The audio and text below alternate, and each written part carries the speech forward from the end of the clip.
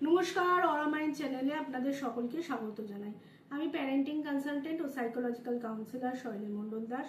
আজকে আমার আলোচনার টপিক হলো শিশুকে পড়াশোনায় মনোযোগী করার মূল কৌশল।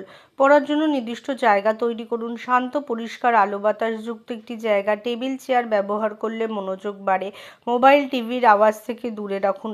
ছোট ছোট পড়ার সেশন করুন।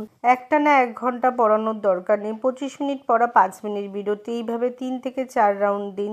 শিশুর চাপ কমবে ও মনোযোগ বাড়বে। পড়ার সময় মোবাইল থেকে দূরে রাখুন। নোটিফিকেশন মনোযোগ ভাঙে। সম্ভব হলে ফোকাস মোড ব্যবহার করুন। কাজগুলো ছোট ছোট ভাগে ভেঙে দিন। পুরো অধ্যায় না পড়া হলে প্রথমে 2 প্যারাগ্রাফ আস্তে আস্তে বুঝিয়ে পড়ান। এতে কাজ সহজ মনে হবে। পড়াটা রঙিন চার্ট, ছবি, ফ্ল্যাশ কার্ড, অডিও ব্যবহার করুন। শিশুরা ভিজুয়াল এবং অডিও জিনিস শুনে বা কোনো জিনিস দেখে খুব দ্রুত শেখে।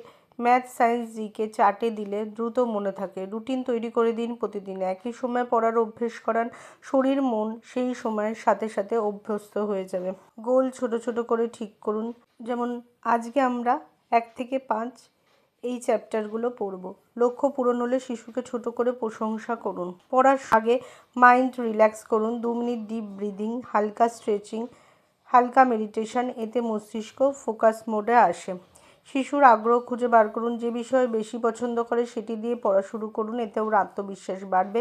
পড়া শেষ হলে ছোট পুরস্কার দিন, 10 মিনিট গেম বা স্টিকার, চকলেট, এতে পড়ার প্রতি শিশুর আগ্রহ বাড়বে। আমাদের এখানে বিভিন্ন প্যারেন্টিং অর্থাৎ শিশুদের কোনো সমস্যা বা যে কোনো সাইকোলজিক্যাল সমস্যা বা আপনার যে কোনো লাইফের সমস্যার সমাধান করা হয় ন্যাচারালি থ্রু রেইকি, হিলিং এবং বিভিন্ন থেরাপির দ্বারা।